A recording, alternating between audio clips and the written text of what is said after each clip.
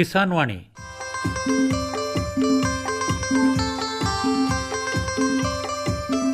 ಈ ಕಾರ್ಯಕ್ರಮದ ಪ್ರಾಯೋಜಕರು ಕೃಷಿ ಮತ್ತು ರೈತ ಕಲ್ಯಾಣ ಮಂತ್ರಾಲಯ, ಭಾರತ ಸರ್ಕಾರ. ಕೋಟಿ ವಿದ್ಯೆಗಳಲ್ಲಿ ಕೃಷಿ ವಿದ್ಯೆಯೇ ಮೇಲು, ಕೋಟಿ ವಿದ್ಯೆಗಳಲ್ಲಿ ಕೃಷಿ ವಿದ್ಯೆಯೇ ಮೇಲು, ಕೋಟಿ ವಿದ್ಯೆಗಳಲ್ಲಿ ಕೃಷಿ ವಿದ್ಯೆಯೇ ಮೇಲು, ಕೋಟಿ ವಿದ್ಯೆಗಳಲ್ಲಿ ಕೃಷಿ ವಿದ್ಯೆಯೇ ಮೇಲು.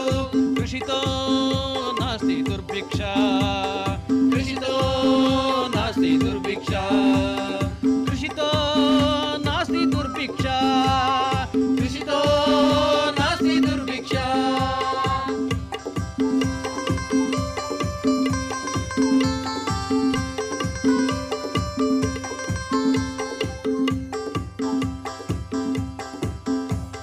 अरे अरे अरे क्या कर रहा है?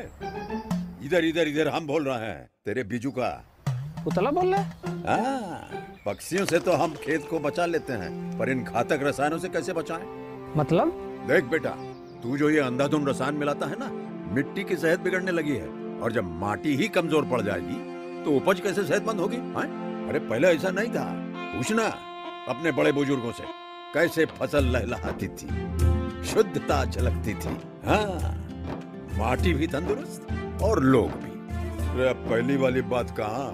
पर अब तो सब यही डाले हैं. सब नहीं, आज भी लाखों जागरूक किसान परंपरागत विधि से फसल उगा रहे हैं. खर्चा कम और उपज की कीमत भी बेहतर पा रहे हैं. सच है? रे बेटे, एक्सपीरियंस से बता रहे हैं. धूप में बाल सफेद नहीं किए हैं. हाँ. ठीक है भाई, मैं भी आज से जैविक खेती शुरू करूंगा. माटी से प्रेम की परंपरा है, परंपरागत खेती.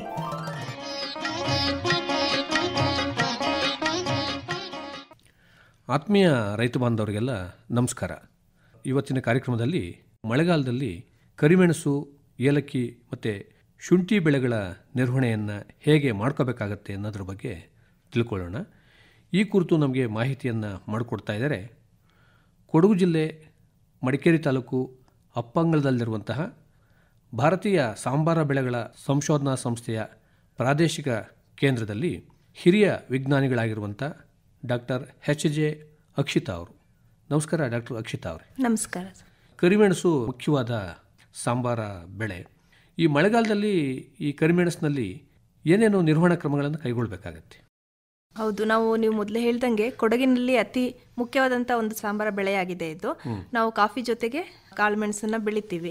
ಈ ಸರಿ ಏನಾಗಿದೆ ಅಂತಂದ್ರೆ ಮೇ 15 ನಂತರ ಮಳೆ ಸ್ಟಾರ್ಟ್ ಆಗಿದೆ. ಯಾವಾಗಲೂ ಜೂನ್ 15ರಲ್ಲಿ ಸ್ಟಾರ್ಟ್ ಆಗ್ತಿತ್ತು, ಆದ್ರೆ ಈ ಸರಿ ಬೇಗ ಶುರುವಾಗಿದೆ ಮಳೆ.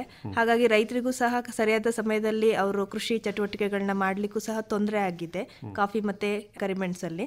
ಕರಿಮೆಣಸಲ್ಲಿ ಮೊದಲನೇದಾಗಿ ಏನಂತಂದ್ರೆ ಸಸಿ ನಾಟಿ ಮಾಡೋದು, ಇದು ಮುಖ್ಯವಾದಂಥದ್ದು. ಮಳೆಗಾಲ ಸ್ಟಾರ್ಟ್ ಆಗುವಾಗ ಅದರಲ್ಲಿ ಬೇರೆ ಬೇರೆ ತಳಿಗಳಿರುತ್ತೆ. ನಮಗೆಲ್ರಿಗೂ ಹೆಚ್ಚಾಗಿ ತಿಳಿದಿರುವಂತ ತಳಿ ಅಂತ ಅಂದ್ರೆ ಒಂದು ಪಣಿಯೂರ್ 1 ಅಂತ ಹೇಳ್ತೀವಿ ನಾವು ಅದನ್ನ. ಅದು ಬಿಟ್ರೆ ನಮ್ಮ ಸಂಶೋಧನಾ ಸಂಸ್ಥೆಯಿಂದ ಹಲವಾರು ತಳಿಗಳನ್ನ ನಾವು ಅಭಿವೃದ್ಧಿ ಪಡಿಸಿದೀವಿ. ಅದರಲ್ಲಿ ಪ್ರಮುಖವಾಗಿದ್ದು ಅಂತಂದ್ರೆ ಈಗ ಒಂದು IASR ತೇವಂ ಅಂತ ಇದೆ. ಯಾಕೆಂದ್ರೆ ಮೆಣಸಲ್ಲಿ ನಮ್ಗೆ ಹೆಚ್ಚಾಗಿ ಕೊಳೆ ರೋಗ ಕಂಡು ಬರ್ತಿದೆ. ಈ ಕೊಳೆ ರೋಗಕ್ಕೆ ನಾವು ಫೀಲ್ಡ್ ಟಾಲರೆನ್ಸ್ ಅಂತ ಹೇಳ್ತೀವಿ.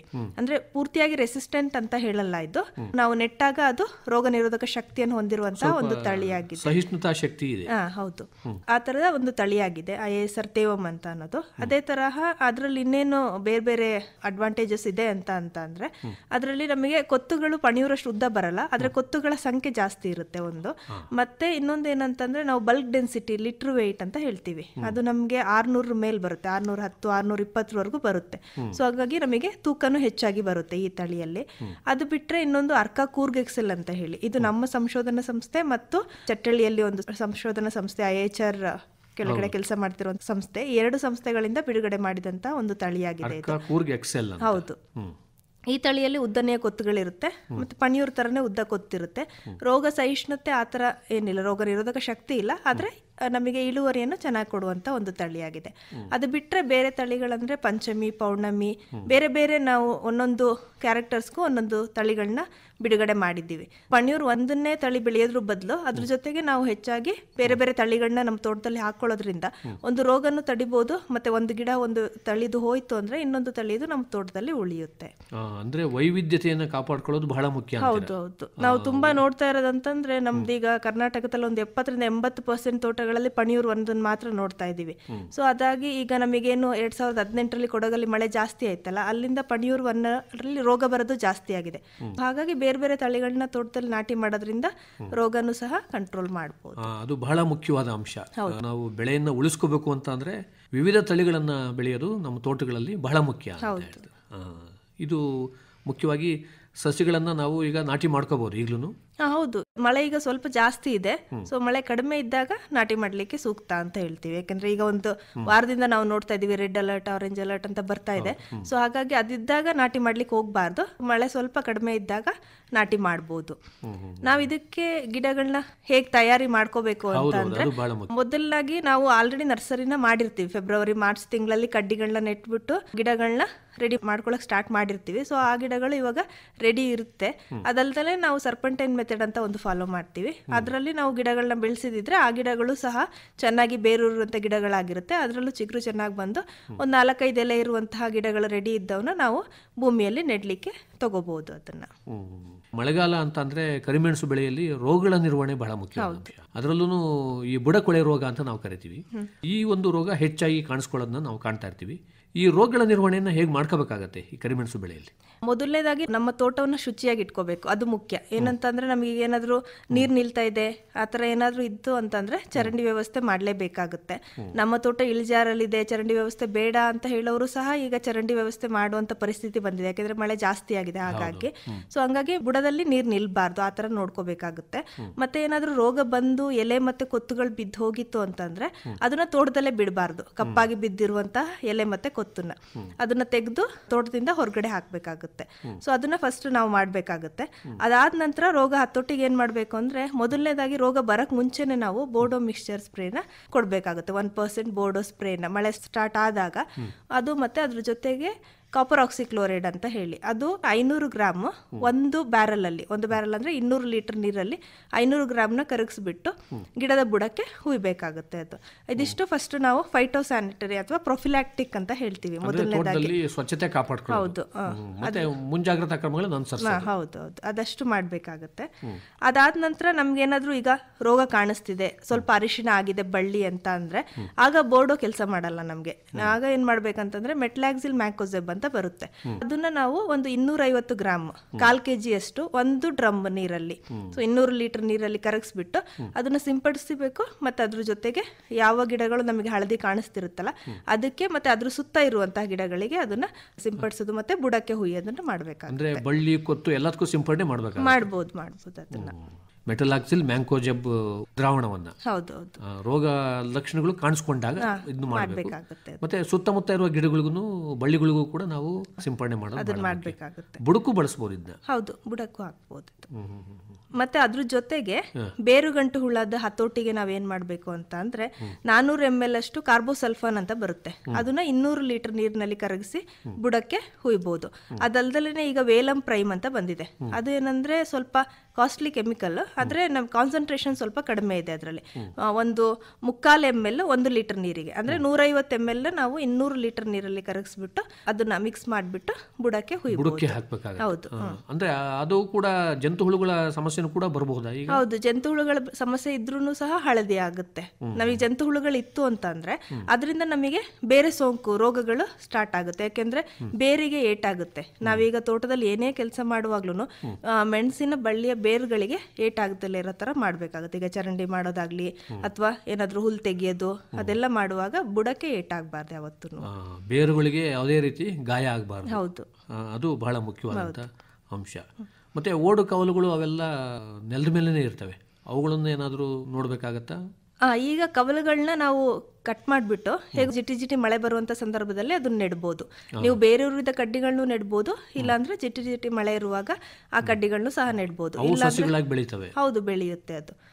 ಅಂದ್ರೆ ಎಲ್ಲೆಲ್ಲಿ ಹೋಗಿರುತ್ತೆ ಸಸಿಗಳು ಅಂತ ಕಡೆ ನಾವು ಇವನ್ನ ಹಾಕೋಬಹುದು. ಹೌದು, ಮತ್ತೆ ಅದನ್ನ ಕಟ್ ಮಾಡಿ ತೆಗಿಬೇಕಾಗುತ್ತೆ. ಯಾಕೆಂದ್ರೆ ಒಂದೊಂದ್ಸರಿ ಏನಾಗುತ್ತೆ ಅಂದ್ರೆ ರೋಗ ಒಂದ್ ಕಡೆಯಿಂದ ಒಂದ್ ಕಡೆಗೆ ಅದರಿಂದನೂ ಹರಡುವಂತ ಚಾನ್ಸಸ್ ಇರುತ್ತೆ. ಸೊ ಹಾಗಾಗಿ ತೋಟದಲ್ಲಿ ಅದನ್ನ ಬಿಟ್ಕೋಬಾರ್ದು ಈ ಟೈಮಲ್ಲಿ. ಇನ್ನೊಂದು, ಈಗ ಹೆಚ್ಚು ಮಳೆ ಬರುವಂಥ ಸಂದರ್ಭದಲ್ಲಿ ಪೋಷಕಾಂಶಗಳು ಕೊಟ್ಟಿದ್ರೂ ಕೂಡ ಕೊಚ್ಚೋಗಿರೋ ಸಾಧ್ಯತೆ ಇರುತ್ತೆ. ಇಂಥ ಸಂದರ್ಭದಲ್ಲಿ ಪೋಷಕಾಂಶಗಳ ನಿರ್ವಹಣೆ ಕಡೆಗೂ ಗಮನವನ್ನು ಕೊಡಬೇಕಾಗತ್ತೆ. ಹೌದು, ನಾವೀಗ ಏನ್ ಮಾಡ್ತೀವಿ ಅಂತಂದ್ರೆ ಒಂದೊಂದ್ಸರಿ ಬರೀ ಕಾಫಿಗಷ್ಟೇ ಗೊಬ್ಬರ ಕೊಟ್ಟು ಅದಕ್ಕೆ ಮಾತ್ರ ಏನು ರೆಕಮೆಂಡೇಶನ್ ಇರುತ್ತೆ ಅದನ್ನ ಮಾತ್ರ ಸ್ವಲ್ಪ ಪ್ರಮಾಣದಲ್ಲಿ ಮೆಣಸಿಗೆ ಹಾಕ್ತಿವಿ. ಬಟ್ ಮೆಣಸಲ್ಲೂ ನಮ್ಮ ಸಂಸ್ಥೆಯಿಂದ ಇದಕ್ಕೆ ಎಷ್ಟು ಗೊಬ್ಬರ ಹಾಕಬೇಕು ಅನ್ನೋದನ್ನ ಶಿಫಾರಸ್ ಮಾಡಿದ್ದಾರೆ. ಈ ಟೈಮಲ್ಲಿ ಏನ್ ಮಾಡ್ಬೇಕು ಅಂದ್ರೆ 1 ಬ್ಯಾಗ್ ಯೂರಿಯಾ ಮತ್ತೆ 1 ಬ್ಯಾಗ್ ಅಷ್ಟು ರಾಕ್ ಫಾಸ್ಫೇಟ್ ಮತ್ತೆ 2 ಬ್ಯಾಗ್ ಮ್ಯೂರೇಟ್ ಆಫ್ ಪೊಟ್ಯಾಶ್, ಇದು ಮೂರನ್ನು ಮಿಕ್ಸ್ ಮಾಡಿಬಿಟ್ಟು ಒಂದು 100 ರಿಂದ 150 ಗ್ರಾಮ್ ಅಷ್ಟು ಬಳ್ಳಿಯ ಇದ್ರ ಮೇಲೆ ಹೋಗುತ್ತೆ. ಎಷ್ಟು ವರ್ಷ ಆಗಿದೆ ನಾವು ಅದನ್ನ ನೆಟ್ಬಿಟ್ಟು ವಯಸ್ಸಿನ ಮೇಲೆ ಹೋಗುತ್ತೆ ಅದು. ಚಿಕ್ಕ ಬಳ್ಳಿಗಳಾದ್ರೆ ಸ್ವಲ್ಪ ಸಾಕು, ಒಂದು 50 ಗ್ರಾಮ್ ಒಳಗಡೆ ಕೊಟ್ರೆ ಸಾಕು. ದೊಡ್ಡ ಬಳ್ಳಿಗಳಿಗೆಲ್ಲ 100-150 ಗ್ರಾಮ್ ಅಷ್ಟು ಹಾಕ್ಬೇಕಾಗುತ್ತೆ ಗೊಬ್ಬರನ. ಮತ್ತೆ ಲಘು ಪೋಷಕಾಂಶಗಳನ್ನು ಏನಾದರೂ ಕೊಡಬೇಕಾಗುತ್ತೆ. ಹೌದು, ನಮ್ಮ ಸಂಸ್ಥೆಯಿಂದನೇ ಮೈಕ್ರೋ ನ್ಯೂಟ್ರಿಯೆಂಟ್ ಮಿಕ್ಸ್ಚರ್ ಅಂತ ಮಾಡಿದೀವಿ ನಾವು. ಪೆಪ್ಪರ್ ಸ್ಪೆಷಲ್ ಅಂತ ಸಿಗುತ್ತೆ ಅದು. ಸೊ ಅದನ್ನ ನಾವು ಲೈಸೆನ್ಸ್ ಸಹ ಕೊಟ್ಟಿದ್ದೀವಿ. ಬೇರೆ ಬೇರೆ ಸಂಸ್ಥೆಗಳು ಅದನ್ನ ತಗೊಂಡು ಪ್ರೊಡಕ್ಷನ್ ಮಾಡ್ತಾ ಇದ್ದಾರೆ. ಅದನ್ನು ಸಹ ನಾವು ಈ ಟೈಮಲ್ಲಿ ಸ್ಪ್ರೇ ಕೊಡ್ಬೋದು ಅದನ್ನ. ಅದು ಎಷ್ಟು ಅಂತ ಅಂದ್ರೆ 1 kg 200 ಲೀಟರ್ ನೀರಲ್ಲಿ ಪೆಪ್ಪರ್ ಸ್ಪೆಷಲ್, ಅದ್ರ ಜೊತೆಗೆ 19 ಅಥವಾ 15 ಬರುತ್ತಲ್ಲ, ಕಾಂಪ್ಲೆಕ್ಸ್ ಫರ್ಟಿಲೈಸರ್ ಬರುತ್ತಲ್ವಾ, ಸೊ ಅದನ್ನ ಮಿಕ್ಸ್ ಮಾಡ್ಬಿಟ್ಟು ಕೊಡ್ಬೋದು. ಅದು ಸ್ಪ್ರೇ ಕೊಡ್ಬೇಕು. ಅದು ಬುಡ ಕುಯ್ಯೋದಲ್ಲ, ಸ್ಪ್ರೇನೆ ಕೊಡ್ಬೇಕು. ಅದು ಎಲೆಗಳಿಗೆನೆ ಸಿಂಪಡಿಸಬೇಕು. ಅದು ಎಲೆ ಸಿಂಪರಣೆ ಮಾಡಬೇಕು. ಹೌದು, ಅಂದ್ರೆ ಮಳೆ ಬಿಡುವು ಕೊಟ್ಟಾಗ ಮಾಡಬೇಕಾಗುತ್ತೆ.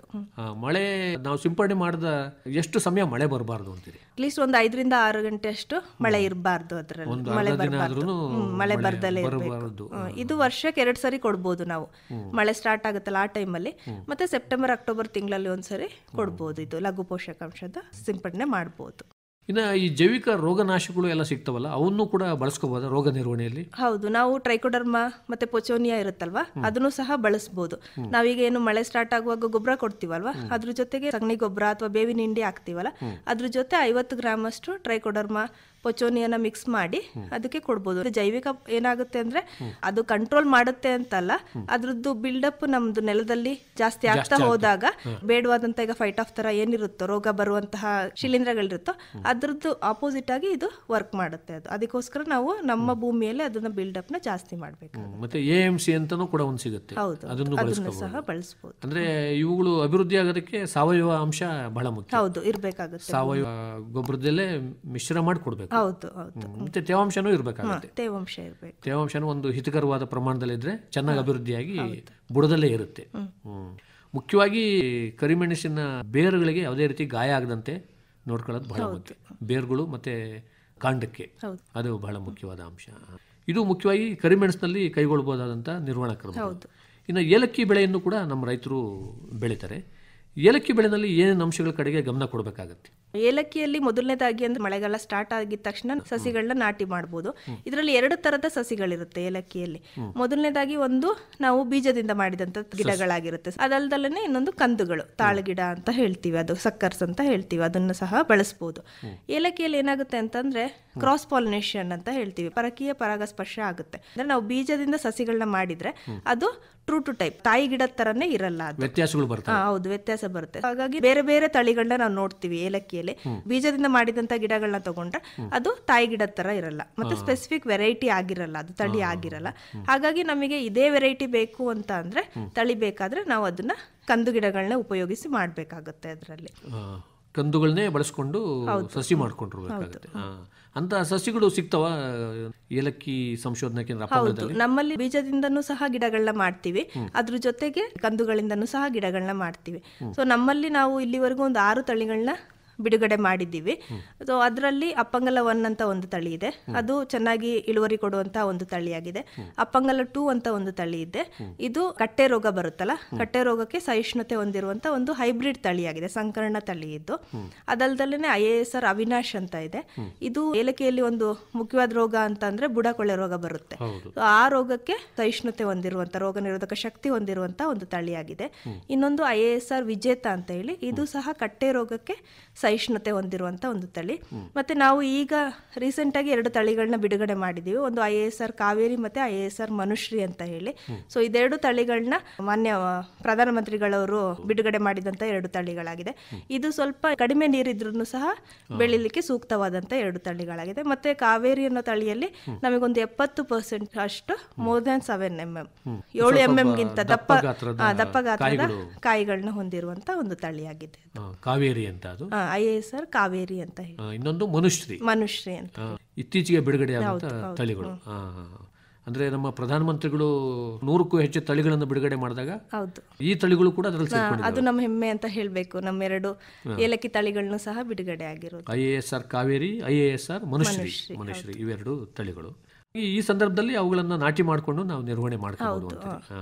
ಇದರಲ್ಲಿ ನಾವು ಸ್ಪೇಸಿಂಗ್ ಬಗ್ಗೆ ಎಷ್ಟು ಅಂತರ ಕೊಡಬೇಕು ಅಂತ ಹೇಳೋದಾದ್ರೆ, ಏಲಕ್ಕಿಯಲ್ಲಿ ಏನಾಗುತ್ತೆ ಅಂದ್ರೆ ಬೇರೆ ಬೇರೆ ಟೈಪ್ಸ್ ಬರುತ್ತೆ. ಏನು ನಾವು ಅಂದ್ರೆ ಹೂವಿನ ಈ ಗೊಂಚಲು ಹೆಂಗ್ ಬೆಳೆಯುತ್ತಲ್ಲ, ಪ್ಯಾನಿಕಲ್ಸ್ ಅಂತ ಹೇಳ್ತೀವಲ್ಲ, ಅದ್ರದ್ ಮೇಲೆ 3 ವಿಭಾಗಗಳಾಗಿ ಮಾಡ್ತೀವಿ. ಒಂದು ಮಲಬಾರ್ ಅಂತಂದ್ರೆ ಅದನ್ನ ಮಂಜರಾಬಾದ್ ಅಂತ ಹೇಳ್ತಾರೆ ಒಬ್ಬೊಬ್ರು. ಸೊ ಹಂಗಾಗಿ ಆ ಮಲಬಾರ್ ಟೈಪ್ಸ್ ಅಂತ ಅಂದ್ರೆ ಹೂ ಗೊಂಚಲುಗಳು ಅಥವಾ ಕೊತ್ತುಗಳು ನೆಲದ ಮೇಲೆ ಹರಡ್ಕೊಂಡಿರುತ್ತೆ, ಅದು ಮಲಬಾರ್. ಆ ಪ್ರಭೇದದ ತಳಿಗಳನ್ನ ಬೆಳೆಯೋದಾದ್ರೆ ಒಂದು 6 ಅಡಿ ಅಷ್ಟು ಅಂತರ ಕೊಡ್ಬೇಕಾಗುತ್ತೆ. 2 ಮೀಟರ್ ಅಂತರ ಗಿಡದಿಂದ ಮತ್ತೆ ಸಾಲಿಂದ ಸಾಲಿಗೆ. ಅದೇ ಮೈಸೂರು ಮತ್ತೆ ಒಳುಕ ಅಂತ ಹೇಳ್ತೀವಿ 2 ಪ್ರಭೇದಗಳು. ಆ ಪ್ರಭೇದಗಳಿಗಾದ್ರೆ 9 ಅಡಿ ಎತ್ತರವಾಗಿ ಬೆಳೆಯುವಂತ ತಳಿಗಳಿರುತ್ತೆ ಅದರಲ್ಲಿ. ಈಗ ನಾವು ಹೆಚ್ಚಾಗಿ ಕೇಳಿರುವಂತ ಒಂದು ತಳಿ ನಲ್ಯಾಣಿ ಗ್ರೀನ್ ಗೋಲ್ಡ್ ಅಂತ ಕೇಳಿದ್ದೀವಿ, ಗ್ರೀನ್ ಗೋಲ್ಡ್ ಅಂತ ಹೇಳ್ತೀವಿ. ಸೊ ಅದು ಒಳುಕಗೆ ಬರುವಂತ ಒಂದು ತಳಿಯಾಗಿದೆ. ಸೊ ಅದಕ್ಕೆಲ್ಲ 9 ಅಡಿ ಅಷ್ಟು ಅಂತರ ಕೊಡ್ಬೇಕಾಗುತ್ತೆ. 3 ಮೀಟರ್ ಅಂತರ ಕೊಡಬೇಕಾಗುತ್ತೆ. ಅಂದ್ರೆ ನಮ್ಮಲ್ಲಿ ಹೆಚ್ಚು ಬೆಳೆಯೋದು ಮಲಬಾರ್ ರೀತಿಯ ಮಲಬಾರ್ ತಳಿ ನಮ್ಮಲ್ಲಿಗೆ ಸೂಕ್ತವಾದ ತಳಿ. ಹೌದು, ಕರ್ನಾಟಕಕ್ಕೆ. ಮೈಸೂರು ಪ್ರಭೇದದ ತಳಿಗಳು ಕೇರಳಕ್ಕೆ ಸೂಕ್ತ. ಒಳುಕ 2 ಕಡೆಗೆ ಸೂಕ್ತವಾದಂತ ತಳಿಗಳಿರುತ್ತೆ. ಇನ್ನು ರೋಗಗಳ ನಿರ್ವಹಣೆ ಬಹಳ ಮುಖ್ಯವಾಗುತ್ತೆ ಈ ಸಂದರ್ಭದಲ್ಲಿ. ತಾವು ಹೇಳಿದ್ರಿ ಈಗ ಈ ಕಂದುಕೊಳೆ ರೋಗನೂ ಬರುತ್ತೆ ಅಂತ. ಇವುಗಳ ನಿರ್ವಹಣೆ ಹೇಗೆ ಅಂತೀರಿ? ಏಲಕ್ಕಿ ಏನಂತ ಅಂದ್ರೆ ತುಂಬಾ ಜನ ನಮ್ಮ ಸಂಸ್ಥೆಗೆ ಬಂದವರೆಲ್ಲ ಕೇಳ್ತಾರೆ, ನೀರಿಲ್ಲ ಅಂದ್ರೆ ಬೆಳೆಯಕ್ಕಾಗಲ್ಲ, ತುಂಬಾ ನೀರ್ ಬೇಕಲ್ವಾ ಅಂತ ಹೇಳಿ. ಏಲಕ್ಕಿ ಒಂದು ಯಾವ ತರ ಬೆಳೆ ಅಂತಂದ್ರೆ ಅದಕ್ಕೆ ನೀರ್ ಬೇಕು, ಆದ್ರೆ ಬುಡದಲ್ಲಿ ನೀರ್ ನಿಲ್ಬಾರ್ದು. ಬುಡದಲ್ಲಿ ನೀರ್ ನಿಲ್ತು ಅಂತ ಅಂದ್ರೆ ರೋಗ ಬಂದೇ ಬರುತ್ತೆ. ಅದು ಕಂದುಕೊಳೆ ರೋಗ ಅಂತ ಹೇಳಿದ್ನಲ್ಲ, ಗೆಡ್ಡೆಕೊಳೆ ರೋಗ, ಕಾಂಡಕೊಳೆ ರೋಗ, ರೈಸೋಮ್ ರಾಟ್ ಅಂತ ಹೇಳ್ತೀವಿ. ಸೊ ಆ ರೋಗ ಬಂದೇ ಬರುತ್ತೆ. ಸೊ ಅದಕ್ಕೆ ನಾವು ಫಸ್ಟ್ ಏನ್ ಮಾಡ್ಬೇಕು ಅಂದ್ರೆ ಮಳೆಗಾಲ ಸ್ಟಾರ್ಟ್ ಆಗುವಾಗ ಚರಂಡಿಗಳನ್ನ ಕ್ಲೀನ್ ಮಾಡ್ಬೇಕಾಗುತ್ತೆ. ಈಗ ನೀವು ಹೊಸ ತೋಟ ಮಾಡಿದೀವಿ ಅಂತ ಅಂದ್ರೆ ಚರಂಡಿಗಳ ವ್ಯವಸ್ಥೆನ ಕಲ್ಪಿಸಬೇಕಾಗುತ್ತೆ ಹೊಸದಾದ್ರೆ. ಇಲ್ಲ ಅಂತಂದ್ರೆ ನಮ್ಮಲ್ಲಿ ಆಲ್ರೆಡಿ ಚರಂಡಿಗಳನ್ನ ಮಾಡಿರ್ತೀವಿ, ಆ ಚರಂಡಿಗಳನ್ನ ಕ್ಲೀನ್ ಮಾಡ್ಬೇಕಾಗುತ್ತೆ. 2 ಗಿಡದ ಸಾಲುಗಳ ಮಧ್ಯೆ ಮಾಡಬೇಕಾಗುತ್ತೆ. ಎಲ್ಲಾ ಗಿಡಗಳ ಮಧ್ಯದಲ್ಲೂ ಮಾಡೋದು ಉತ್ತಮ ಅದು. ಸೊ ಇಲ್ಲ ಅಂದ್ರೆ 2 ಲೈನ್ಗೆ ಒಂದೊಂದು ಚರಂಡಿ ಆದ್ರೂ ಕಲ್ಪಿಸಬೇಕಾಗುತ್ತೆ. ಅದು ಒಂದ್ ಸೈಡ್ ಅಲ್ಲಾದ್ರೂ ನೀರ್ ಹೋಗ್ಬೇಕದು. ಎಷ್ಟು ಆಳ ಎಷ್ಟು ಅಗಲ ಇರ್ಬೇಕಾಗತ್ತದು? 1.5 ಅಡಿ ಅಷ್ಟು ಕೊಟ್ರೆ ಒಳ್ಳೇದು. ನಾವು 1.5 ಅಡಿ ಆಳ, 1 ಅಡಿ ಅಗಲ ಇದ್ರೆ ಒಳ್ಳೇದದ್ದು. ಮತ್ತೆ ಅಲ್ಲಿ ಮರಗಳ ಎಲೆಗಳು ಇವೆಲ್ಲ ಬಿದ್ದು ಸಾವಯವ ಗೊಬ್ಬರನೂ ಆಗುತ್ತೆ ಅಲ್ಲಿ. ಹೌದೌದು, ಅವನ್ನು ಕೂಡ ನಾವು ಬಳಸ್ಕೋಬಹುದು. ಆಮೇಲೆ ಬಳಸಬಹುದು. ಅದನ್ನ ಈಗ ನಾವು ಕ್ಲೀನ್ ಮಾಡ್ಕೋಬೇಕಾಗುತ್ತೆ ಮಳೆಗಾಲದಲ್ಲಿ. ಮುಂಗಾರು ಪ್ರಾರಂಭಕ್ಕಿಂತ ಮುಂಚೆನೆ ಅದನ್ನ ಸ್ವಚ್ಛ ಮಾಡ್ಕೊಂಡ್ರು. ಅದೇ ಮುಖ್ಯವಾದ ಕ್ರಮ. ಹೌದು, ಮೊದಲನೇದಾಗಿ ಅದ್ ಮಾಡ್ಬೇಕಾಗುತ್ತೆ. ಅದಾದ ನಂತರ ನಾವೇನ್ ಹೇಳ್ತೀವಿ ಅಂತ ಅಂದ್ರೆ COC, ನಾನೀಗ ಮೆಣಸರ್ ಹೇಳಿದ್ನಲ್ವಾ, ಅದೇ ತರ ಕಾಪರ್ ಆಕ್ಸಿಕ್ಲೋರೈಡ್ ಅಂತ ಹೇಳಿ, ಅದು 500 ಗ್ರಾಮ್ನ ಒಂದು ಬ್ಯಾರಲ್ ಅಂದ್ರೆ 200 ಲೀಟರ್ ನೀರಿನಲ್ಲಿ ಕರಗಿಸ್ಬಿಟ್ಟು ಬುಡಕ್ಕೆ ಹುಯ್ಬೇಕಾಗುತ್ತೆ. ಇದು ಮೇನ್ ಆಗಿ ನಾವು ಮಾಡ್ಲೇಬೇಕು ಏಲಕ್ಕಿಯಲ್ಲಿ. ಇದು ಮಾಡಿಲ್ಲ ಅಂತಂದ್ರೆ ಕೊಳೆ ರೋಗ ಬಂದೇ ಬರುತ್ತೆ. ಮತ್ತೆ ಇನ್ನೊಂದೇನಂದ್ರೆ ಏಲಕ್ಕಿಗೆ ಒಂದು 50-60% ಅಷ್ಟು ನೆರಳು ಸಾಕು. ಒಂದು ಛತ್ರಿಯಷ್ಟು ನೆರಳು ಅಂತ ಹೇಳ್ತೀವಿ. ಅಷ್ಟು ನೆರಳು ಮಾತ್ರ ಇಟ್ಕೋಬೇಕಾಗುತ್ತೆ ನಮ್ಮ ಫೀಲ್ಡ್ ಅಲ್ಲಿ. ನಾವು ಜಾಸ್ತಿ ನೆರಳಾಗೋಯ್ತು ಅಂತ ಅಂದ್ರೆ ರೋಗ ಬಂದೇ ಬರುತ್ತೆ, ಇದು ಕೊಳೆ ರೋಗ ಬರುತ್ತೆ. ಹಾಗಾಗಿ ಮಳೆಗಾಲ ಸ್ಟಾರ್ಟ್ ಆಗುವಾಗ ನಾವು ನೆರಳು ನಿಯಂತ್ರಣ ಮಾಡಬೇಕಾಗುತ್ತೆ. ಅದಾದ ನಂತರ ಚರಂಡಿಗಳನ್ನ ಸ್ವಚ್ಛ ಮಾಡಬೇಕು. ಅದಾದ್ಮೇಲೆ ಕಾಪರ್ ಆಕ್ಸಿಕ್ಲೋರೈಡ್ ಅಂತ ಹೇಳಿದ್ನಲ್ವಾ, ಸೊ ಅದನ್ನ ನಾವು ಬುಡಕ್ಕೆ ಹುಯ್ಬೇಕಾಗುತ್ತೆ. ಸಾಧಾರಣವಾಗಿ ನಾವು ಈಗ ಬೇಸಿಗೆಯಲ್ಲಿ ಬುಡಕ್ಕೆಲ್ಲ ಈ ತರಗಲೆಗಳೆಲ್ಲ ಹಾಕಿರ್ತೀವಿ. ಹೌದು, ಅದನ್ನ ತೆಗಿಬೇಕಾಗುತ್ತೆ. ಅದನ್ನ ತೆಗೆದು ನಾವು ಏನು ಹೂಗೊಂಚಲು ಬಂದಿರುತ್ತಲ್ಲ, ಪುಷ್ಪಗುಚ್ಛಗಳು ಬಂದಿರುತ್ತಲ್ಲ, ಈಗ ಕೊತ್ತು, ಅದನ್ನ ಸುತ್ತಬೇಕಾಗುತ್ತೆ ಗಿಡಕ್ಕೆ. ಯಾಕಂದ್ರೆ ಈಗ ಗೊಬ್ಬರ ಹಾಕ್ಬೇಕಾಗತ್ತಲ್ಲ, ಗೊಬ್ಬರ ಹಾಕುವಾಗ ಗೊಬ್ಬರ ಏನಾದ್ರು ಆ ಕೊತ್ತ ಮೇಲೆ ಬಿತ್ತಂದ್ರೆ ಸುಟ್ಟೋಗ್ಬಿಡುತ್ತೆ ಹೂವು. ಹಂಗಾಗಿ ಅದನ್ನ ಎಲ್ಲ ಗಿಡಕ್ಕೆ ಸುತ್ತಬೇಕಾಗುತ್ತೆ ಅದನ್ನ. ಅದ್ರ ಜೊತೆಗೆ ಇನ್ನೊಂದು ಎಲೆ ಚುಕ್ಕೆ ರೋಗ ಕಂಡು ಬಂತು ಅಂತಂದ್ರೆ ಕಾರ್ಬನ್ಡೈಸಿಮ್ ಮ್ಯಾಂಕೋಸೆಬ್ ಅಂತ ಬರುತ್ತೆ. ಅದು 200 ಗ್ರಾಮ್ 200 ಲೀಟರ್ ನೀರಲ್ಲಿ ಹಾಕ್ಬಿಟ್ಟು ಅದನ್ನ ನಾವು ಎಲೆಗಳ ಮೇಲೆ ಸ್ಪ್ರೇ ಮಾಡಬೇಕಾಗುತ್ತೆ, ಅದನ್ನ ಸಿಂಪಡಿಸಬೇಕಾಗುತ್ತೆ ಎಲೆ ಚುಕ್ಕೆ ರೋಗವನ್ನು ನಿಯಂತ್ರಣ ಮಾಡಲಿಕ್ಕೆ. ಇದನ್ನ ಮಾಡೋಕ್ಕೂ ಮುಂಚೆ ಇದಕ್ಕೂ ಸಹ 1% ಬೋರ್ಡೋ ಮಿಕ್ಸ್ಚರ್ ಸ್ಪ್ರೇನ ಕೊಡಬೇಕಾಗುತ್ತೆ. ಯಾಕಂದ್ರೆ ಎಲೆಯಲ್ಲೂ ಸಹ ಕೊಳೆ ಕಾಣಿಸ್ಕೊಳ್ಳುತ್ತೆ ಒಂದೊಂದ್ಸರಿ. ಹಾಗಾಗಿ ಎಲೆ ಚುಕ್ಕೆ ರೋಗ ಅದೆಲ್ಲದನ್ನು ನಿಯಂತ್ರಣ ಮಾಡಲಿಕ್ಕೆ ಇದು ಸಹಾಯ ಮಾಡುತ್ತೆ. ಹಾಗಾಗಿ ಬೋರ್ಡೋ ಮಿಕ್ಸ್ಚರ್ ಸ್ಪ್ರೇನು ಒಂದು ಕೊಡ್ಬೋದು. ಕೀಟಗಳೇನು ಕಂಡು ಬರಲ್ಲ ಈ ಸಂದರ್ಭದಲ್ಲಿ? ಕೀಟ ಕಾಂಡ ಕೊರಕ ಬರೋ ಸಾಧ್ಯತೆ ಇರುತ್ತೆ. ಅದಕ್ಕೆ ಕ್ವೀನ್ ಆಲ್ಫಾ ಸ್ಪ್ರೇ ಮಾಡಬೇಕಾಗುತ್ತೆ. ಅದು 400 ml 200 ಲೀಟರ್ ನೀರಿನಲ್ಲಿ ಹಾಕಿ ಅದನ್ನ ಸ್ಪ್ರೇ ಮಾಡಬೇಕು. ಅದ್ರ ಜೊತೆಗೆ ಕಟ್ಟೆ ರೋಗ ನಾನು ಹೇಳಿದ್ನಲ್ಲ, ಅದು ತುಂಬಾ ಒಂದು ಸರಿ ರೋಗ ಬಂತು ಅಂದ್ರೆ ಏನು ಸಿಂಪಡಣೆ ಮಾಡೋಕ್ಕಾಗಲ್ಲ. ಹಾಗಾಗಿ ಗಿಡನೇ ನಾವು ತೆಗೆದು ನಾಶ ಮಾಡಬೇಕಾಗುತ್ತೆ. ಹಾಗಾಗಿ ಎಲ್ಲಾ ತಿಂಗಳುಗಳು ಸಹ ನಾವು ಪ್ರತಿ ತಿಂಗಳು ತೋಟದಲ್ಲಿ ಇರುತ್ತಲ್ವ ಎಲ್ಲ ಗಿಡಗಳನ್ನೂ ನೋಡ್ತಾ ಹೋಗ್ಬೇಕು. ಬರೀ ನಾವು ಸುತ್ತ ಹತ್ರ ರೋಡ್ ಸೈಡ್ ಇರೋದು ಆ ಥರದ್ದು ನೋಡೋದಲ್ಲ, ಎಲ್ಲ ಪ್ರತಿ ಗಿಡನೂ ಸಹ ನಾವು ನೋಡ್ಕೊಂಡು ಹೋಗ್ಬೇಕಾಗುತ್ತೆ. ಇದರಲ್ಲಿ ಕಟ್ಟೆ ರೋಗ ಇದೆಯಾ ಅಂತ ಹೇಳ್ಬಿಟ್ಟು ನಾವು ಹೊಸದಾಗಿ ಬಂದಿರುವಂತಹ ಸುಳಿ ಎಲೆಗಳಿರುತ್ತಲ್ವಾ, ಆ ಎಲೆಗಳನ್ನ ನೋಡಿದ್ರೆ ಗೊತ್ತಾಗುತ್ತೆ ನಮ್ಗೆ ಅದರಲ್ಲಿ ರೋಗದ. ಅದು ಹಳದಿಯಾಗಿರುತ್ತೆ. ಮತ್ತೆ ನಾವು ಸೂರ್ಯನ ಬಿಸಿಲಿಗೆ ಅದನ್ನ ಅಡ್ಡ ಹಿಡಿದ್ವಿ ಅಂತ ಅಂದ್ರೆ ಲೈಟ್ ಪಾಸ್ ಆಗುತ್ತೆ, ಅದರಿಂದ ಅದು ಗೊತ್ತಾಗುತ್ತೆ ವೈರಸ್ ಬಂದಿದೆ ಅದರಲ್ಲಿ ಅಂತ ಹೇಳಿ. ಆ ಥರ ಗಿಡಗಳನ್ನ ತೆಗೆದು ನಾಶ ಮಾಡಬೇಕು. ನಾವು ಅದ್ರಲ್ಲಿ ಒಂದು ಕಂದು ಇದಕ್ಕೆ ಬಂದಿಲ್ಲ ರೋಗ ಅಂತ ಇಟ್ಕೊಳಕ್ ಆಗಲ್ಲ, ಅದರಲ್ಲೂ ಸಹ ರೋಗ ಬರೋ ಚಾನ್ಸಸ್ ಇರುತ್ತೆ. ಅದ್ರಲ್ಲಿ ಇಡೀ ಗಿಡನೇ ತೆಗೆದು ನಾಶ ಮಾಡ್ಬೇಕದು. ಆಮೇಲೆ ಸ್ವಲ್ಪ ಸಮಯ ಕೊಟ್ಟು ಇನ್ನೊಂದು ಹೊಸ ಗಿಡನೇ ಹಾಕೊಳ್ಳೋದು ಬಹಳ ಮುಖ್ಯ. ಹೌದು, ಆ ಗಿಡನ ನಾವು ಬಳಸಲೇಬಾರ್ದು ಅದನ್ನ. ಇನ್ನು ಪೋಷಕಾಂಶಗಳನ್ನು ಏನಾದರೂ ಕೊಡಬೇಕಾಗತ್ತೆ? ಹೌದು, ಇದರಲ್ಲೂ ಸಹ ಪೋಷಕಾಂಶಗಳೇನಂತಂದ್ರೆ, ಈಗ ನಾವು ನೀರಾವರಿ ಇರುವಂತಹ ಜಾಗ ಇದ್ದೆ ನಮ್ದು ಅಂತ ಅಂದ್ರೆ ಒಂದು 62.5 kg 125 kg ಸಾರಜನಕ, ರಂಜಕ ಮತ್ತೆ ಪೊಟ್ಯಾಶ್ನ ಪ್ರತಿ ಹೆಕ್ಟೇರಿಗೆ ಕೊಡಬೇಕಾಗುತ್ತೆ.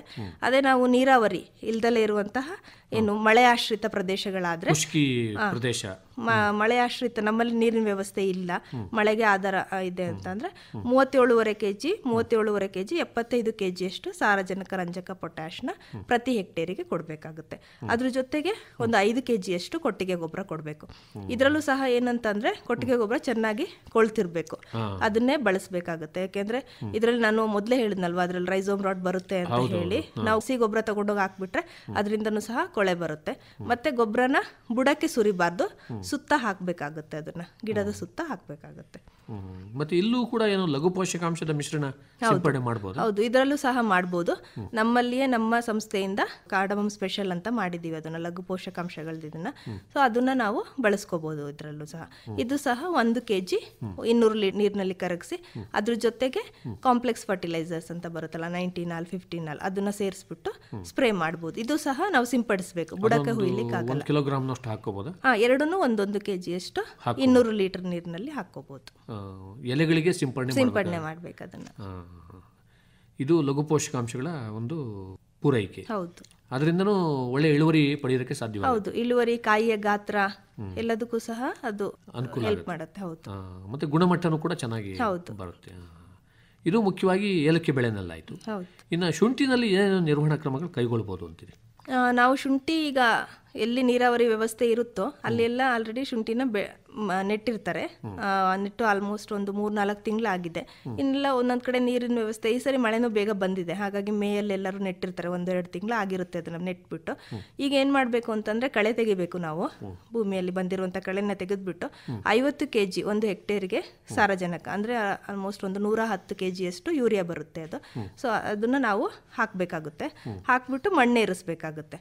ಇದು ಫಸ್ಟ್ ಮಾಡ್ಬೇಕಾಗಿರುವಂತ ಕೆಲಸ.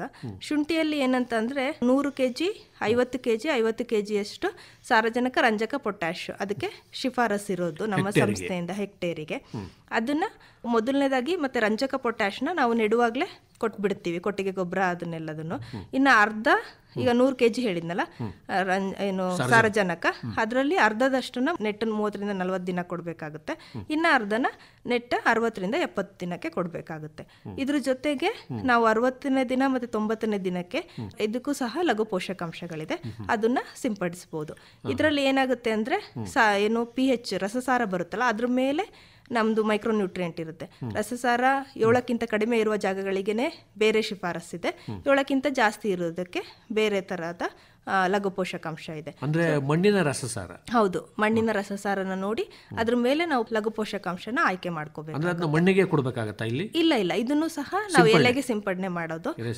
ಹೌದು, ಆದ್ರೂ ರಸಸಾರವನ್ನ ಗಮನದಲ್ಲಿ ಇಟ್ಕೋಬೇಕಾಗುತ್ತೆ. ಹೌದು, ನಮ್ಮ ಮಣ್ಣಿನ ರಸಸಾರ ನೋಡ್ಕೊಂಡು ನಮ್ಗೆ ಯಾವುದು ಸೂಕ್ತನ ಅದನ್ನ ಆಯ್ಕೆ ಮಾಡ್ಕೊಂಡು ಬಳಸ್ಕೋಬೇಕು. ಅದು ಯಾವ ಪ್ರಮಾಣದಲ್ಲಿ ಬಳಸ್ಕೋಬೇಕಾಗುತ್ತೆ? ಅದು ಸಹ 1 kg 1 ಬ್ಯಾರಲ್ ನೀರಿಗೆ 200 ಲೀಟರ್ ನೀರಿನಲ್ಲಿ 1 kg ಅದು ಮತ್ತೆ 1 kg ಅಷ್ಟು ಕಾಂಪ್ಲೆಕ್ಸ್ ಫರ್ಟಿಲೈಸರ್ನ ಹಾಕ್ಬಿಟ್ಟು ಸಿಂಪಡಿಸಬಹುದು. ಎಲೆಗಳಿಗೆ ಸಿಂಪಡಣೆ ಮಾಡಬಹುದು ನಾವು. ಇನ್ನು ಇಲ್ಲೂ ಕೂಡ ಏನಾದರೂ ರೋಗಗಳ ಹಾವಳಿ ಕಂಡು ಬರುತ್ತಾ ಮಳೆಗಾಲದಲ್ಲಿ? ಹೌದೌದು, ಶುಂಠಿಯಲ್ಲಿ ಜಾಸ್ತಿ ಬರುತ್ತೆ. ಮತ್ತೆ ಈ ಸರಿ ಮಳೆ ಬಿಟ್ಟೇ ಇಲ್ಲ ನಾವೇನು ಕೆಲಸಗಳನ್ನ ಮಾಡ್ಲಿಕ್ಕೆ. ಸೊ ಹಾಗಾಗಿ ಮೊದಲನೇದಾಗಿ ಏನ್ ಮಾಡ್ಬೇಕು ಅಂತಂದ್ರೆ ಮಣ್ಣು ಏರಿಸಬೇಕು ಅಂತ ಹೇಳಿದ್ನಲ್ಲ, ಆವಾಗ ಸ್ವಲ್ಪ ನಾವು ಹುಷಾರಾಗಿರ್ಬೇಕು.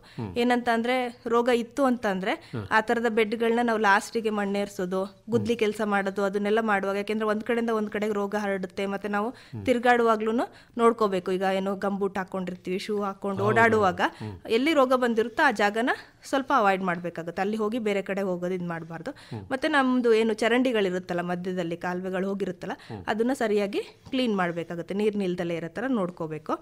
ಮತ್ತೆ ಮೆಟ್ಲಾಕ್ಸಿಲ್ ಮ್ಯಾಂಕೋಸೆಬ್ ಅಂತ ಬರುತ್ತೆ, ಅದು 250 ಗ್ರಾಮ್ನ 200 ಲೀಟರ್ ನೀರಿನಲ್ಲಿ ಮಿಕ್ಸ್ ಮಾಡಿ ಅದನ್ನ ಮಡಿಗೆ ಹಾಕಬೇಕಾಗುತ್ತೆ.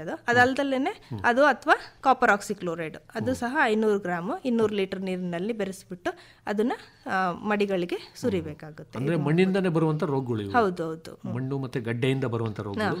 ನಾವು ಮೊದಲನೇದಾಗಿ ಶುಂಠಿಯಲ್ಲಿ ಏನಂದ್ರೆ ನಮ್ದು ಆಲ್ಮೋಸ್ಟ್ 40-50% ಅಥವಾ 60% ಅಷ್ಟು ನಮ್ಮ ಶುಂಠಿಯಲ್ಲಿ ಎಲ್ಲಿ ಗೆಲ್ತೀವಿ ಅಂತಂದ್ರೆ ಸೂಕ್ತವಾದ ಬೀಜೋಪಚಾರ ಮತ್ತೆ ಬೀಜವನ್ನ ಸೆಲೆಕ್ಟ್ ಮಾಡೋದ್ರಲ್ಲಿ. ನಾವೀಗ ಶುಂಠಿ ಬೆಳಿತೀವಿ ಮುಂದಿನ ವರ್ಷ ಅಂತಂದ್ರೆ ಈ ವರ್ಷನೇ ನಾವ್ ಎಲ್ಲಿಂದ ಬೀಜಗಳನ್ನ ತಗೋಬೇಕು ಅಂತಿದೀವೋ ಆ ತೋಟಕ್ಕೆ ಹೋಗ್ಬಿಟ್ಟು 1-2 ಸರಿ ನೋಡ್ಕೊ ಬರ್ಬೇಕಾಗುತ್ತೆ, ಏನಾದ್ರು ರೋಗ ಇದೆಯಾ ಅಂತ. ರೋಗ ಇಲ್ದಲ್ಲೇ ಇರುವಂತ ಗೆಡ್ಡೆಗಳನ್ನ ಆಯ್ಕೆ ಮಾಡ್ಕೋಬೇಕಾಗುತ್ತೆ ಶುಂಠಿಯಲ್ಲಿ. ಅಂದ್ರೆ ಈ ಮೃದು ಕೊಳೆ ರೋಗನೇ ಬಹಳ ಮುಖ್ಯವಾದ ರೋಗ ಇದರಲ್ಲಿ ಶುಂಠಿ ಬೆಳೆನಲ್ಲಿ. ಹೌದು. ಮತ್ತೆ ಎಲೆ ಚುಕ್ಕೆ ರೋಗನೂ ಕೂಡ ಕಾಣಿಸ್ಕೊಳ್ತಾ ಇದೆ ಅಂತ ಒಂದು ವರದಿ ಬಂದಿತ್ತು. ಹೌದು, ಇದರಲ್ಲಿ ಏನಾಗಿತ್ತು ಅಂತಂದ್ರೆ ಎಲೆ ಚುಕ್ಕೆ ರೋಗಕ್ಕೆ ನಾವು ಕಾರ್ಬನ್ಡೈಸಿಮ್ ಮ್ಯಾಂಕೋಸೆಬ್ ಸ್ಪ್ರೇನ ಆಲ್ರೆಡಿ ರೆಕಮೆಂಡೇಶನ್ ಕೊಟ್ಟಿದ್ದೀವಿ, ನಮ್ಮಲ್ಲಿ ಇದೆ ಅದು ರೆಕಮೆಂಡೇಶನ್. ಅದಲ್ದಲೇ ನಾವು ಹೋದ ವರ್ಷ ಒಂದು ರೋಗವನ್ನ ನೋಡಿದ್ವಿ, ಎಲೆ ಚುಕ್ಕೆ ರೋಗ ಅಥವಾ ಎಲೆ ಒಣಗುವಂತ ರೋಗವನ್ನ ನೋಡಿದ್ವಿ. ಅದು ಕೊಡಗಿನ ಭಾಗದಲ್ಲಿ ಹೆಚ್ಚಾಗಿ ಕಂಡು ಬಂತು. ಇದು ಹೇಗಾಗಿತ್ತು ಅಂತಂದ್ರೆ ಭತ್ತ ಒಣಗುತ್ತಲ್ಲ ಆ ತರ ಕಾಣಿಸ್ತಿತ್ತು, ಎಲ್ಲ ತೋಟಗಳೆಲ್ಲ ಹಳದಿಯಾಗಿ ಕಾಣಿಸ್ತಾ ಇತ್ತು. ಇದು ನಮ್ಗೆ ಈ ಕಡೆ ಹೆಬ್ಬಾಲೆ ಸೋಮಾರ್ಪೇಟೆ ಅಲ್ಲೆಲ್ಲ ತೋಟಗಳಲ್ಲಿ ಕಾಣಿಸ್ತಾ ಇತ್ತು. ಮೊದಲಿಗೆ ನಮಗೂ ಸಹ ಇದು ಯಾಕೆಂದ್ರೆ ಹೊಸದಾಗಿ ಬಂದಿರುವಂತ ಒಂದು ಕಾಯಿಲೆ. ಮೊದಲು ನಾವೇನ್ ಅನ್ಕೊಂಡ್ವಿ ಇದೇನು ಈ ತರ ಬಂದಿದೆಯಲ್ಲ ಅಂತ ಹೇಳಿ ನಮ್ಮ ವಿಜ್ಞಾನಿಗಳು, ನಮ್ಮಲ್ಲಿ ಮೈನ್ ಇನ್ಸ್ಟಿಟ್ಯೂಟ್ ಬಂದು ಕ್ಯಾಲಿಕಟ್ಟಲ್ಲಿದೆ, ಅಲ್ಲಿಂದನೂ ಸಹ ವಿಜ್ಞಾನಿಗಳು ಬಂದಿದ್ರು. ಈ ರೋಗ ಏನಂತಂದ್ರೆ ಭತ್ತ, ಗೋಧಿ ಮತ್ತೆ ಬಾರ್ಲಿಯಲ್ಲಿ ಬ್ಲಾಸ್ಟ್ ರೋಗ ಅಂತ ಬರುತ್ತೆ, ಅದು ಬೆಂಕಿ ರೋಗ. ಅದನ್ನು ಉಂಟು ಮಾಡುವಂತ ಒಂದು ಶಿಲೀಂಧ್ರ ಆಗಿದೆ, ಪೈರಿಕ್ಯುಲೇರಿಯಾ ಸ್ಪೀಸಿಸ್ ಅಂತ ಹೇಳಿ ಇತ್ತು. ಸೊ ಇದರಲ್ಲಿ ಏನಾಗಿತ್ತು ಅಂತಂದ್ರೆ ಮೊದಲನೇದಾಗಿ ಶುಂಠಿಯಲ್ಲಿ ಕಂಡು ಬಂದಿರೋದು, ಇದೇ ಫಸ್ಟ್ ಟೈಮ್ ನಾವು ನೋಡಿರೋದು ಶುಂಠಿಯಲ್ಲಿ. ಇದು ಆರಂಭಿಕ ಹಂತದಲ್ಲಿ ಮೊದಲನೇ ಹೇಗೆ ಕಾಣಿಸುತ್ತೆ ಅಂದ್ರೆ ಎಲೆಗಳ ಮೇಲೆ ಕಪ್ಪು ಅಥವಾ ಆಲಿವ್ ಹಸಿರು ಬಣ್ಣದ ಚುಕ್ಕಿಗಳು ಕಂಡು ಬರುತ್ತೆ ಇದು. ಸೊ ಆಮೇಲೆ ಎಲೆಗಳೆಲ್ಲ ಹಳದಿ ಆಗಿರುತ್ತೆ. ಮತ್ತೆ ಇದು ತುಂಬಾ ಫಾಸ್ಟ್ ಆಗಿ ಎಲ್ಲ ಕಡೆಗೂ ಹರಡಕ್ಕೆ ಸ್ಟಾರ್ಟ್ ಆಗ್ಬಿಡ್ತು. ಆವಾಗ ನಾವೇನ್ ನೋಡಿದ್ವಿ ಅಂದ್ರೆ ಇದ್ರಲ್ಲಿ ತುಂಬಾನೇ ಬೆಳೆ ನಷ್ಟ ಉಂಟು ಮಾಡುತ್ತೆ. ಬೆಳೆ ನಷ್ಟ ಅಂದ್ರೆ ಏನಾಗುತ್ತೆ ಅಂತಂದ್ರೆ ಗೆಡ್ಡೆಗಳಿಗೆ ಅಷ್ಟಾಗಿ ಏನು ಎಫೆಕ್ಟ್ ಆಗಿಲ್ಲ, ನಾವು ನೋಡ್ದಂಗೆ ಗೆಡ್ಡೆಗಳು ಹಾಗೆ ಇತ್ತು. ನಾವು ಏನು ಗೆಡ್ಡೆನ ಕೊಯ್ಲು ಮಾಡಿ ಇಟ್ಟರು ಸಹ ಗೆಡ್ಡೆ ಕೊಳಿಯೋದು ಆ ಥರ ಏನು ಪ್ರಾಬ್ಲಮ್ಸ್ ಕಂಡು ಬಂದಿಲ್ಲ. ಆದರೆ ಏನು ಪ್ರಾಬ್ಲಮ್ ಅಂತಂದ್ರೆ ಈಗ ನಮಗೆ 4-5 ತಿಂಗಳಿಗೇನೆ ಗೆಡ್ಡೆ ಮೇಲ್ಗಡೆ ಭಾಗ ಒಣಗೋಯ್ತು ಅಂತ ಅಂದಾಗ ಗೆಡ್ಡೆ ಇನ್ನೂ ಸರಿಯಾಗಿ ಬಲ್ತಿರಲ್ಲ. ಹಾಗಾಗಿ ಏನಾಗುತ್ತೆ, ಅದರಿಂದ ಇಳುವರಿನೂ ಸಹ ಕಡಿಮೆ ಆಯ್ತು. ಲಾಸ್ಟ್ ಟೈಮ್ ಒಂದು 20-30% ಅಷ್ಟು ಇಳುವರಿ ಕಡಿಮೆ ಆಗಿದೆ ಯಾರ್ಯಾರ ತೋಟಗಳಲ್ಲಿ ಇದು ಕಂಡು ಬಂತು ಅದು. ಸೊ ಇದು ಹಳದಿ ಆಗೋದ್ರಿಂದ ಏನಾಗುತ್ತೆ, ಇಡೀ ಗಿಡ ಒಣಗೋಗ್ಬಿಡುತ್ತೆ ನಮಗೆ. ಸೊ ಹಂಗಾಗಿ ಇದಕ್ಕೆ ನಾವು ಮೇನ್ ರೀಸನ್ ಏನ್ ಅನ್ಕೊಂಡ್ವಿ ಅಂತಂದ್ರೆ ಆಗಸ್ಟ್ ಸೆಪ್ಟೆಂಬರ್ ಅಲ್ಲಿ ತುಂಬಾ ಇಬ್ನಿ ಬೀಳುವಂತ ಜಾಗ, ಎಲ್ಲಿ ಶೀತ ಜಾಸ್ತಿ ಇತ್ತು ಅಲ್ಲಿ ಇದು ಸೂಕ್ತವಾಗಿ ಬೆಳೆಯೋಕೆ ಸೂಕ್ತವಾದ ವಾತಾವರಣ ಆಗಿದೆ ಈ ಶಿಲೀಂಧ್ರ ಬೆಳಿಲಿಕ್ಕೆ. ಸೊ ಹಾಗಾಗಿ ಇದನ್ನ ನಾವು ಆ ಜಾಗಗಳಲ್ಲಿ ಕಂಡು ಬಂದಿದೆ ಅಂತ ಅನ್ಕೊಂಡ್ವಿ ಮೊದಲನೇದಾಗಿ. ಇದಕ್ಕೆ ನಮ್ಮಲ್ಲಿ ಏನು ನಿರ್ವಹಣಾ ಕ್ರಮಗಳನ್ನ ಸೂಚಿಸಿದ್ವಿ ಅಂತ ಅಂದ್ರೆ ಮೊದಲನೇದಾಗಿ ನಾವು ಟ್ರೀಟ್ಮೆಂಟ್ ಮಾಡ್ತೀವಲ್ಲ ಬೀಜೋಪಚಾರ, ಅದರಲ್ಲಿ ಇನ್ನೊಂದು ಕೆಮಿಕಲ್ನ ಆಡ್ ಮಾಡ್ಲಿಕ್ಕೆ ಹೇಳಿದ್ವಿ. ಇದು ಸೆಪರೇಟ್ ಆಗಿ ಮಾಡ್ಬೇಕು, ನಾವು ಬೇರೆ ಕ್ವಿನಾಲ್ಫಾಸ್ ಕಾರ್ಬನ್ಡೈಸಿಮ್ ಏನ್ ಯೂಸ್ ಮಾಡ್ತೀವೋ ಅದ್ರ ಜೊತೆಗೆ ಹಾಕೋದಲ್ಲ, ಇದನ್ನೇ ಸೆಪರೇಟ್ ಆಗಿ ಬೀಜೋಪಚಾರ ಮಾಡ್ಬೇಕಾಗುತ್ತೆ. ಪ್ರೊಪಿಕೋನೋಜೋಲ್ ಅಂತ ಹೇಳಿ ಒಂದು ಶಿಲೀಂಧ್ರನಾಶಕ, ಇದನ್ನ 200 ml 200 ಲೀಟರ್ ನೀರಿನಲ್ಲಿ ಹಾಕಿ ಅದರಲ್ಲಿ ಗೆಡ್ಡೆಗಳನ್ನ 30 ನಿಮಿಷ ಅದ್ದಬೇಕಾಗುತ್ತೆ. ಸೊ 30 ನಿಮಿಷ ಅದ್ಬಿಟ್ಟು ಅಲ್ಲಿಂದ ತೆಗೆದು ಚೆನ್ನಾಗಿ ಗಾಳಿ ಆಡುವಂಥ ಜಾಗಗಳಲ್ಲಿ ಶೇಖರಿಸಿಡಬೇಕು. ನಾವು ನೆಡೋವರೆಗೂ ಸಹ ಅದು ಉಪಯೋಗಿಸ್ಬೋದು ಆ ಶಿಲೀಂಧ್ರನಾಶಕ. ಅದಿಲ್ಲ ಅಂದರೆ ಕಾರ್ಬನ್ಡೈಸಿಮ್ ಮ್ಯಾಂಕೋಸೆಬ್ ಅಂತ ಹೇಳಿ, ಅದು 400 ಗ್ರಾಮು 200 ಲೀಟರ್ ನೀರಿನಲ್ಲಿ ಹಾಕಿ ಮಿಕ್ಸ್ ಮಾಡಿ ಅದರಲ್ಲಿ ಬೀಜೋಪಚಾರ ಮಾಡ್ಬೋದು.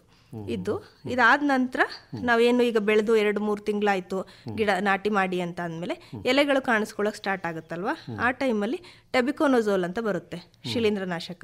ಟೆಬಿಕೊನೋಜೋಲ್ ಅಥವಾ ಪ್ರೊಪಿಕೊನೋಜೋಲ್ ಇದನ್ನು ಸಹ 200 ml 200 ಲೀಟರ್ ನೀರಿನಲ್ಲಿ ಮಿಕ್ಸ್ ಮಾಡಿ ಅದನ್ನು ಸ್ಪ್ರೇಗೆ ಯೂಸ್ ಮಾಡ್ಬೋದು.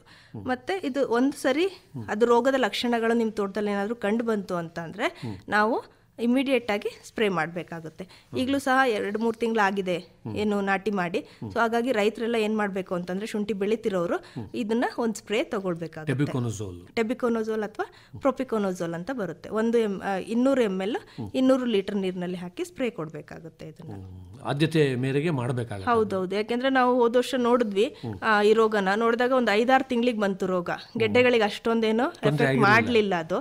ಅದೇ 2 ತಿಂಗಳಿಗೋ 3 ತಿಂಗಳಿಗೋ ಆ ರೋಗ ಬಂತು ಅಂದರೆ ತುಂಬಾ ಕಷ್ಟ ಆಗುತ್ತೆ, ಅಷ್ಟು ಬೆಳೆ ನಷ್ಟ ಆಗೋಗ್ಬಿಡುತ್ತೆ.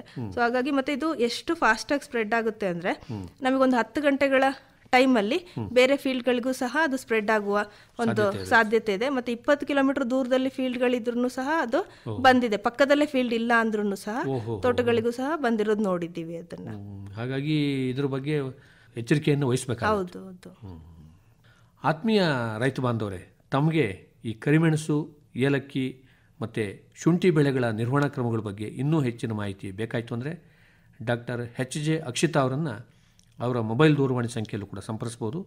ದೂರವಾಣಿ ಸಂಖ್ಯೆ ಹೀಗಿದೆ: 7034886005. ದೂರವಾಣಿ ಸಂಖ್ಯೆಯನ್ನು ಮತ್ತೊಮ್ಮೆ ಕೇಳಿ: 7034886005. ತುಂಬ ಸಂತೋಷ ಡಾಕ್ಟರ್ ಅಕ್ಷಿತಾ ಅವರೇ, ತಾವಿದುವರೆಗೂ ಈ ಮಳೆಗಾಲದಲ್ಲಿ ಕರಿಮೆಣಸು, ಏಲಕ್ಕಿ ಮತ್ತು ಶುಂಠಿ ಬೆಳೆಗಳನ್ನು ಹೇಗೆ ನಿರ್ವಹಣೆ ಮಾಡ್ಕೋಬೇಕು ಅನ್ನೋದ್ರ ಬಗ್ಗೆ ವಿವರವಾಗಿ ಮಾಹಿತಿ ಮಾಡಿಕೊಟ್ಟಿದ್ದಾರೆ. ನಿಮಗೆ ತುಂಬ ಧನ್ಯವಾದಗಳು. ನಮಸ್ಕಾರ. ಧನ್ಯವಾದಗಳು ಸರ್. ಇವರನ್ನು ಸಂದರ್ಶಿಸಿದವರು PM ಜಗದೀಶ್. ಪ್ರಧಾನಮಂತ್ರಿ ಕಿಸಾನ್ ಮಾನ್ಧನ್ ಯೋಜನೆ ಸಿಗುವುದು ಪೆನ್ಷನ್ನ ಆಸರೆಯು, ಆಗದು ನಿರಾಸರೆ ಇನ್ನು. ಸಿಗುವುದು ಸಂತಸದ ಕ್ಷಣವು, ಕಳೆಯುವುದು ಸುಖದಿಂದ ವೃದ್ಧಾಪ್ಯ ರಕ್ಷಿತ ಆಗುವ ಅನ್ನದಾತ ಸುರಕ್ಷಿತ ಆಗುವ ಅನ್ನದಾತ. ಪ್ರಧಾನಮಂತ್ರಿ ಕಿಸಾನ್ ಮಾನ್ಧನ್ ಯೋಜನೆಯಿಂದ ಲಘು ಮತ್ತು ಸಣ್ಣ ಹಿಡುವಳಿದಾರ ರೈತರ ಭವಿಷ್ಯವಾಗುತ್ತೆ ಸುರಕ್ಷಿತ. 60 ವರ್ಷ ವಯಸ್ಸಾದ ನಂತರ 3,000 ರೂಪಾಯಿಗಳ ಮಾಸಿಕ ಪೆನ್ಷನ್ ಖಚಿತ. 55ರಿಂದ 200 ರೂಪಾಯಿಗಳ ಮಾಸಿಕ ಶುಲ್ಕ ನೀಡಿ 18ರಿಂದ 40 ವರ್ಷ ತನಕ ರೈತರು ಪ್ರವೇಶಿಸಬಹುದು. ಈ ಅಂಶದಾನ ಯೋಜನೆಯಲ್ಲಿ ಸರ್ಕಾರ ನೀಡುತ್ತದೆ ಸಮಪಾಲು ಕೊಡುಗೆ. ಎಲ್ಲ ರೈತ ಬಾಂಧವರು ಈ ಸೇವೆಯ ಪ್ರಯೋಜನಕ್ಕಾಗಿ ಜನಸೇವಾ ಕೇಂದ್ರಕ್ಕೆ ಹೋಗಿ ಉಚಿತವಾಗಿ ತಮ್ಮ ಹೆಸರನ್ನು ನೋಂದಾಯಿಸಿಕೊಳ್ಳಿ. ಪ್ರಧಾನಮಂತ್ರಿ ಕಿಸಾನ್ ಮಾನ್ಧನ್ ಯೋಜನೆ ಅನ್ನದಾತರ ಪರಿಶ್ರಮಕ್ಕಾಗಿ ಈಗ, ಪೆನ್ಷನ್ನಿಂದ ಅವರ ಮನೆ ಸುರಕ್ಷಿತ. ಕೃಷಿ ಮತ್ತು ರೈತ ಕಲ್ಯಾಣ ಖಾತೆ ಭಾರತ ಸರ್ಕಾರದ ವತಿಯಿಂದ ಜನಹಿತಕ್ಕಾಗಿ ಜಾರಿ. ಇದುವರೆಗೆ ಕಿಸಾನ್ ವಾಣಿ ಕೇಳಿದಿರಿ.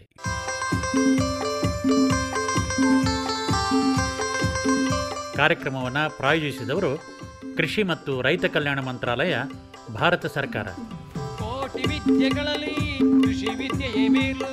ಕೋಟಿ ವಿದ್ಯೆಗಳಲ್ಲಿ ಕೃಷಿ ವಿದ್ಯೆಯೇ ಮೇಲು. ಕೋಟಿ ವಿದ್ಯೆಗಳಲ್ಲಿ ಕೃಷಿ ವಿದ್ಯೆಯೇ ಮೇಲು. ಕೋಟಿ ವಿದ್ಯೆಗಳಲ್ಲಿ ಕೃಷಿ ವಿದ್ಯೆಯೇ ಮೇಲು. ಕೃಷಿತೋ ನಾಸ್ತಿ ದುರ್ಭಿಕ್ಷ. ಕೃಷಿತೋ ನಾಸ್ತಿ ದುರ್ಭಿಕ್ಷ. ಕೃಷಿತೋ